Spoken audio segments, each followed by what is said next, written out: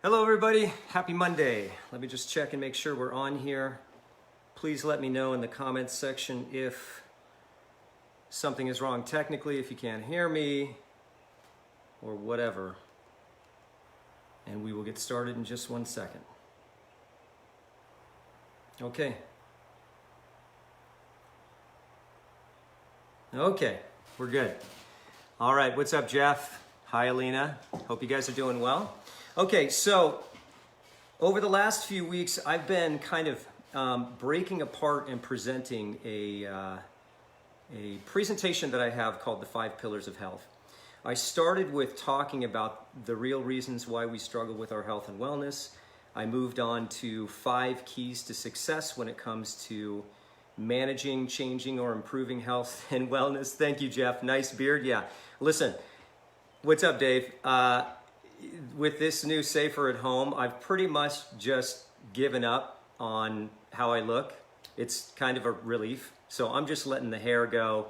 I'm letting the beard go. I'm just going full on Wolverine. And because why not? It's the only chance I'm going to have. So I've been talking about the 5 pillars of health. I talked about the 5 keys to success. And I began to break down the pillars one by one. Last Monday I started with eat, which is pillar 1. So just as a quick review, the 5 pillars of health are eat, move, recover, play, connect. Good afternoon, Stacy. So that's eat, move, recover, play, connect. Last week I broke down pillar 1, which is eat. And what I did is I really took a hard look at nutrient density. I don't want to talk about dieting when we talk about food and nutrition. I don't want to talk about what's the best way to eat or style of eating, like vegan, vegetarian, omnivorous, keto, intermittent fasting. I don't want to talk about that kind of stuff. I want to talk about principles that are applicable across all spectrums of eating. So I last week was talking about nutrient density and the importance of really, no matter what your particular eating style is, focusing on nutrient density and making sure that you're taking in the maximum amount of and quality of nutrients every time that you eat. And you can do that whether you're vegan or whether you're omnivorous, whether you're keto or whatever. This week I want to talk about pillar 2, which is move. Now, let's talk about the importance of movement. And in order to do that, I'm going to do something that drives some people crazy, which is every time I look at how we behave in a modern setting, I always refer back to evolutionary history. Some people don't like that, but guess what? It's important to understand why we behave the way that we do in a modern setting. And the only way to truly understand that is by looking through modern behavior through an evolutionary lens. Now, a lot of people find that tedious, and you know, I get a lot of eyeball rolling and that kind of thing. However, it's really, really important to understand evolutionary history and how it impacts the way that we behave in a modern environment. So if we're taking a walk back through evolutionary history, as a species, we've been around for millions of years, and for about 99.5% of that time, we existed in an environment of scarcity, and so we were foragers, we were hunter-gatherers. And we had to get up every day and find food in order to survive to the next day. And that was pretty much our primary focus, was scavenging and hunting for enough calories to make it to the next day. That was our primary preoccupation. In order to do that, we were hunter-gatherers, and that involved spending 3 to 5 hours a day walking, hunting, foraging for plant materials, and so on and so forth. Now, some days we were lucky, and some days we weren't, but as a species, we developed adaptations that enabled us to survive, and we became cunning enough and skillful enough to gather up enough calories for ourselves and for the other people in our tribe in order to survive to the next day. But just think about that for a second. Think about the physical activity that would be involved in going out into a primitive world, into a primitive landscape, and having to find enough food to make it to the next day. And keep in mind that you're lacking any sort of modern tools. You don't have guns. You don't have fast vehicles to take you from place to place. You've got yourself, you're wearing a loincloth, you're with some buddies, you're carrying a spear or a bow, and you've got to go out into this crazy natural world and find enough calories to survive. How much physical activity does that take? Well, it takes a lot of walking. So typically hunter-gatherers would walk 5 to 10 miles a day. Intermittent bursts of running or sprinting when you spot an animal and you go into hunt mode. And then bursts of high intensity activity when you were actually in a fight or die type situation. So there was a lot of just natural physical activity on a daily basis in order for us to survive from day to day. So exercise is really not natural. Exercise. We never had to exercise as a species. We simply had to be very, very physically active in order to survive. And that was the way that it was. We didn't even have the freedom of playing games and throwing the ball around and that kind of thing on our off hours because we didn't have the calories to spare for those sorts of frivolous activities. We had to preserve and conserve energy in order to go out and hunt and forage so that we'd be able to get enough calories to survive, and we simply didn't have the luxury of being involved in recreational activities in order to survive. So recreation and exercise were never a part of the picture in the evolutionary landscape, and they didn't need to be, because on a regular basis we were so physically active just as a means of survival that we didn't need to go to the gym or do something physical in order to maintain our health. So the reason it's important to understand that is that in a modern setting, we don't have to do any of that stuff. We can get up and we can walk to the kitchen and open a cabinet, and there will be more calories inside that cabinet than we would be able to forage for or hunt for in a week in a primitive landscape.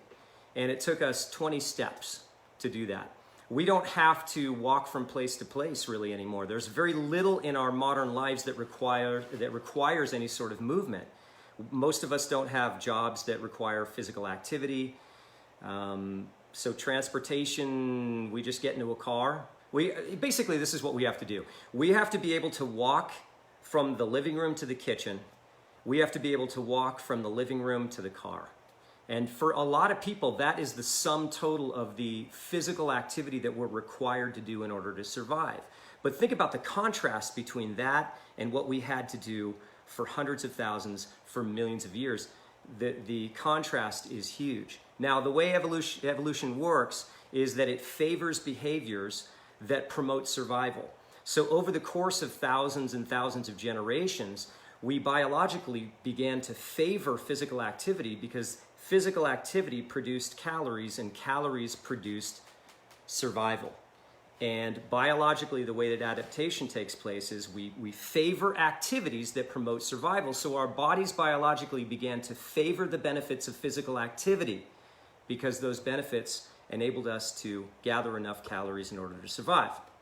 All right, so that may have been a boring kind of explanation for people, but it's important to really understand why it is that we struggle with exercise now, because we don't have to. We don't have to expend any sort of effort to get our calories nowadays. So if you struggle with being consistent with your exercise, it's not because you're lazy.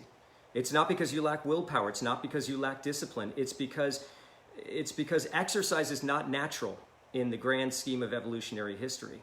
And if your brain has the choice between sitting around and conserving energy or running around the block, your brain is gonna nudge you towards kicking back on the couch because your brain does not discern running around the block as being immediately necessary for human survival. So if you struggle with exercise, you're not lazy, you don't lack willpower. This isn't a character defect. This is a struggle that we have because we are facing an evolutionary mismatch. All right, so that's the framework behind why it is that we struggle with physical activity. It is not a natural thing for us. And so we actually have to behave unnaturally in order to force ourselves to do something that our brain is kind of nudging us against doing. So what happens when you don't actually engage in any sort of regular physical activity? Inflammatory processes. When you're sitting around all day, it triggers inflammatory processes. Now, the root of most, if not all, chronic disease is inflammation. So if you're sitting around and you're just stewing in a bunch of inflammatory juices, which is essentially what happens when we're sitting around all day, that is really, really good for promoting chronic disease, and that's really, really bad for promoting overall health and well-being. Your body is in a state of deterioration and decay when you're not physically active. That's just the way that it is. That's just physiology. Your body will actually also experience stiffening up. I'm sure that everybody here has experienced that. We sit a lot. We drive a lot. Our bodies begin to conform to those positions, and we experience a decrease in our flexibility and a decrease in our mobility. And so when we sit a lot and we don't exercise, we create an environment of inflammation and chronic disease in our body biologically, and that's going to contribute to a decreased quality of life and ultimately a decreased lifespan. So what happens when you do move? Well, when you are physically active, your body will trigger a release of these anti-inflammatory processes and all of these growth factors. So exercise will kind of, these cytokines are released, and those neutralize or erase or eradicate the inflammatory cytokines that are released when you sit a lot.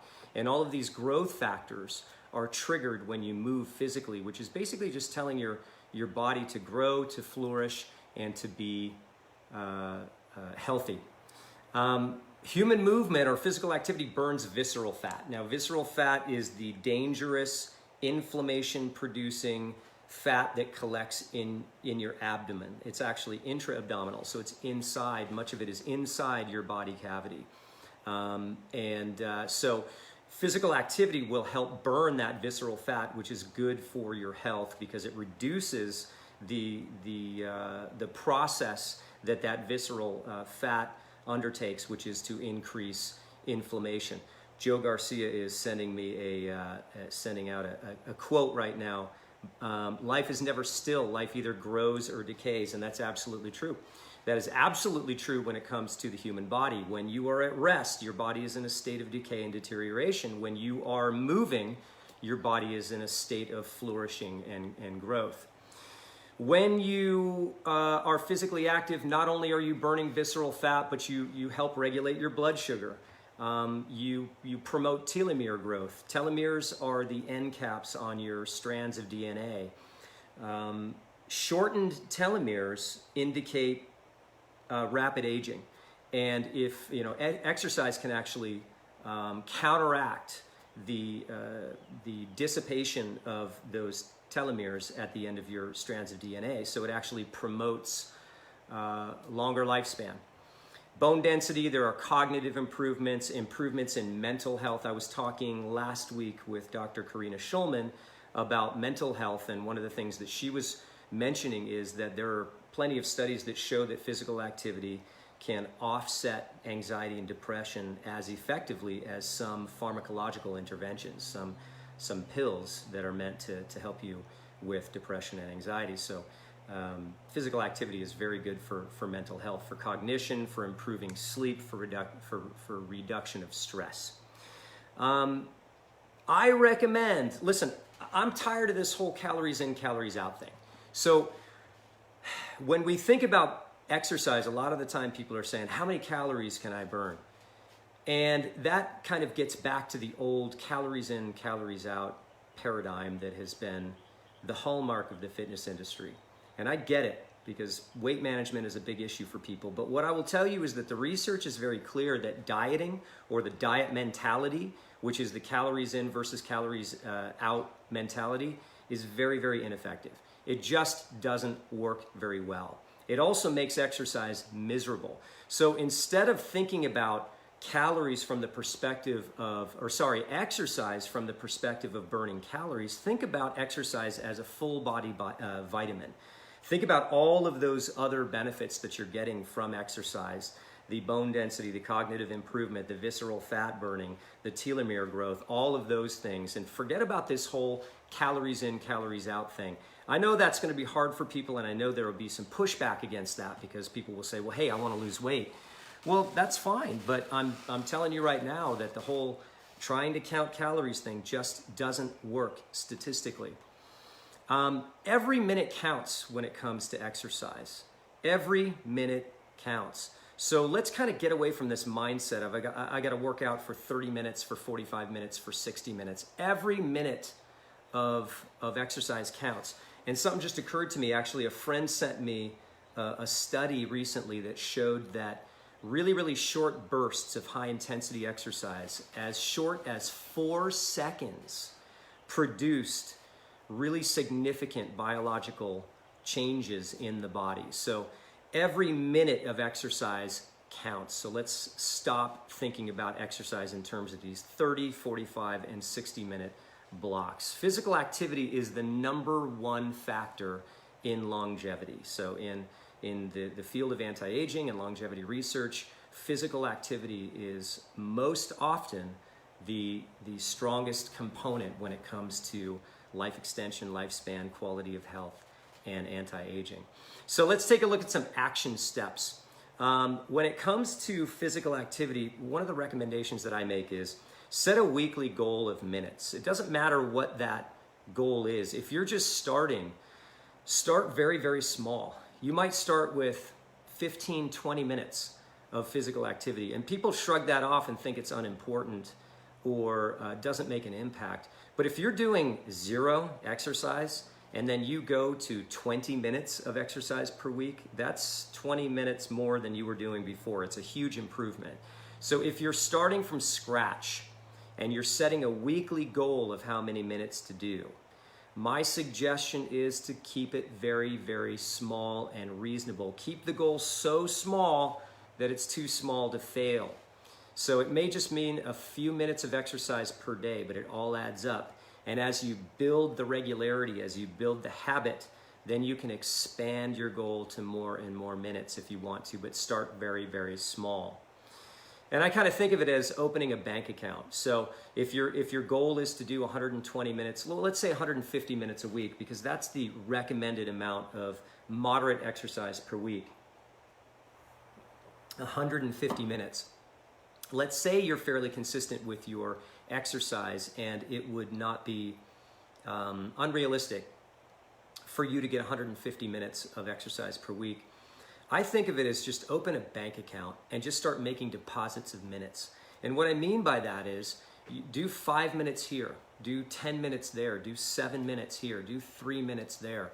Again, if you have a challenging schedule, if you dislike exercise, if you don't feel like you have the commitment level to do 60 minutes of straight exercise, then do 5, do 10, and just start making deposits into your bank. So into that bank account, that exercise bank account.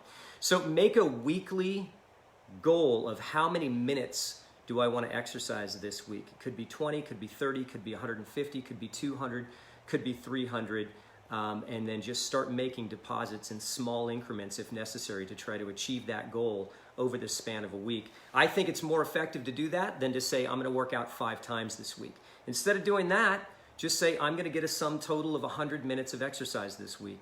That way you may actually work out 20 times this week, and you may just be doing 5-minute bursts of exercise each time you work out. But 100 minutes of exercise broken into increments of 5 minutes is just as valuable as 2 50-minute workout sessions.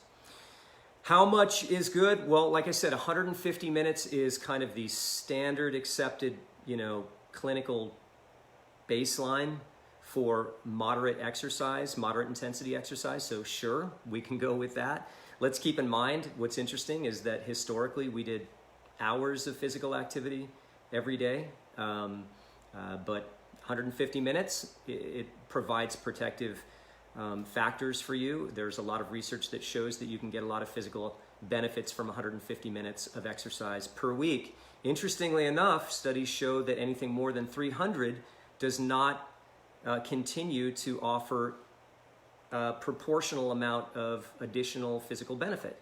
So somewhere between 150 to 300 minutes seems to be the sweet spot as far as offering your body the optimal amount of physical activity in order to promote the best possible results. Somewhere between 150 minutes and not necessarily more than 300 minutes, which kind of makes sense. I mean, most people don't really need more than 5 hours of exercise per week. I recommend wearing a heart rate monitor, like a MyZone heart rate belt, or you could get a Polar heart rate monitor, because it will enable you to track the overall volume that you're doing on a weekly basis as far as minutes are concerned, and it will also enable you to track intensity so that you'll know whether you're exercising at a low level of intensity, a moderate, or a high level of intensity. And there really are 3 gears when it comes to physical activity. There's low intensity, moderate, and high intensity. And although I don't think there are any hard and fast rules to what the heart rate percentages are, I kind of think of low intensity exercises between like 50 and 70. And then high intensity would be anything over like 85 or 90. I thought my phone just clicked off there for a second, so I lunged for my phone. So again, there are 3 different levels of intensity. I think it's important to kind of spend some time in each one of those levels of intensity each week. A lot of low-level intensity exercise is great. Keep in mind, most of what we did historically was we did a lot of walking. So anything from 50 to 65% heart rate max would be great. Doing a lot of that is good for you. Getting some moderate intensity exercise between like 65 or 70 and 85% intensity. That is kind of equivalent to the intensity that we would have been, the intensity of hunting. So low intensity is kind of the equivalent of walking. Moderate intensity is kind of the equivalent of jogging or running. And then bursts of high intensity. You don't need to spend a lot of time in high intensity, but it's a good idea to kind of dip into the red zone every once in a while, and high intensity would be anything from about 85 to 90% up as far as heart rate intensity is concerned. There are really 3 modes of exercise that I think are important: strength, cardio, and mobility. You don't necessarily have to do all 3 of them, especially if you're a beginner. Don't try to take on a bigger challenge than you can manage. But strength, cardio, and mobility are all very, very important. So this whole argument over what's the best thing to do, the answer is yes. The answer is all of it is the best thing to do. So we really, ideally, for optimal health, should be doing strength exercise, we should be doing some cardio, and we should be doing some mobility. Now, a good trainer who's taking you through a a strength training session, kind of like what we do at Arena Fitness in our semi-private training, a good trainer is going to actually check all 3 of those boxes. He's going to have you do some mobility work at the very beginning, take you through a strength workout, and in the course of you doing that strength workout, you're going to be getting cardiovascular exercise at the same time. So again, 3 different modes are important to aim for: strength, cardio, and mobility. All movement is good. So it doesn't really matter what type you're doing. It's all good. This argument between trainers about my style is better than your style is a waste of time. Just pay no attention to that. It's all nonsense. Now, there are some methods of exercise that are a little bit more beneficial than others, but let's not get caught up in that too much. Yoga is good, running is good, dancing is good, martial arts is good, strength training is good, HIIT training is good, swimming is good, biking is good. It's all good. Just move. Don't get too caught up in what sort of exercise you're doing or trying to figure out the perfect form of exercise, because there isn't one. Just do different types of exercise. Join a group. That's a great way to facilitate physical activity. We are all socially oriented creatures. There are very, very powerful benefits to group support and social support. So join a walking club. Well, we've got the issue of social distancing right now, but in general, joining a walking group, a running group, joining a fitness training center where you're training with other people, doing group training, doing personal training with other people. All of those things are beneficial. If you struggle to exercise on your own, find a group and join that group. There are benefits to it. And then accept the reality of time. If you want changes in your body biologically, you have to allow the biological and physiological processes to take place. You can't expedite those processes. It just simply takes time for your body to change. Not just the kind of traditional goals that people are aiming for when it comes to exercise and nutrition, like reduction of body fat, addition of lean muscle. Those take time, but also just the biological benefits that you get. They take time to build up. Everything is cumulative when it comes to exercise. So the more you do it, the more you will benefit from it. And if you stop at any point, it doesn't take long for those benefits that you have built up to wear off. You don't build up like an equity account in your exercise bank that enables you, hey, I worked out steadily for 10 years, now I can kick back for 5 years and draw off of that exercise equity that I built up. It doesn't work like that. Exercise is cumulative, so you've got to keep doing it in order to keep getting the benefits from it. And lastly, just schedule it if you can. I recommend putting it into your schedule so that you are intentionally and purposefully creating time and space in your life to devote to your wellness. If you don't do that, if you don't take a proactive stance on this, and if you don't actively block off time to do exercise, everything in your life will have a way of gobbling up your schedule, and you'll be left with no time. Keep in mind that if you're really struggling with time, if your time is at a premium, if you're being pulled in a million different directions and you don't have an hour to work out every day, that's totally fine. I'll bet you have 5 minutes. I'll bet you have 10 minutes. Find time and schedule it. So that's it for today. Just covering some of the benefits of human movement and physical activity, covering some strategies for what you should be doing and how you should be doing it, covering why it is that we struggle with physical activity, and some things that you can do to be successful and why it matters, because it does matter. Look, if you're a parent, your kids need you. And if you don't take care of your health, you're not going to be there for them. You will either have a shortened lifespan, which is unacceptable, or you will have a diminished capacity due to chronic illness, and you won't be able to care for your kids and your family members whom you love the way that you should. Put yourself first. Put your health first. Your family need you. Your community needs you. People in your life need you. And when you put your health and your wellness first, then you make sure that you are going to be in a viable position to take care of all the people in your life that you love. It's the greatest gift that you can give to the people in your life, is making sure that you prioritize your health. So put your health first. Thank you so much for hanging out with me today. We've got some great things coming up this week. Tomorrow at 9 o'clock, Will Garcia will be doing his workout of the week live on his personal Facebook page. At 12 o'clock, I'm going to be sitting down with my buddy Colin Triplett, and we're going to be talking about mindset. So that's something that I would recommend you tune in on. And then Thursday at, I think it's 1:30 p.m., Joe and I are going to be sitting down with some other fitness business owners in the San Fernando Valley.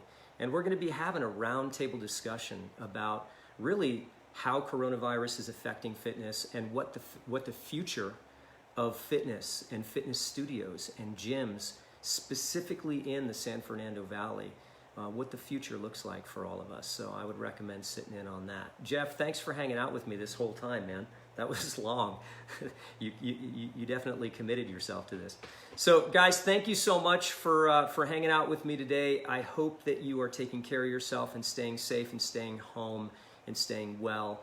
We look forward to the day that we can reopen and all be together again. Put yourself first. Have a great week.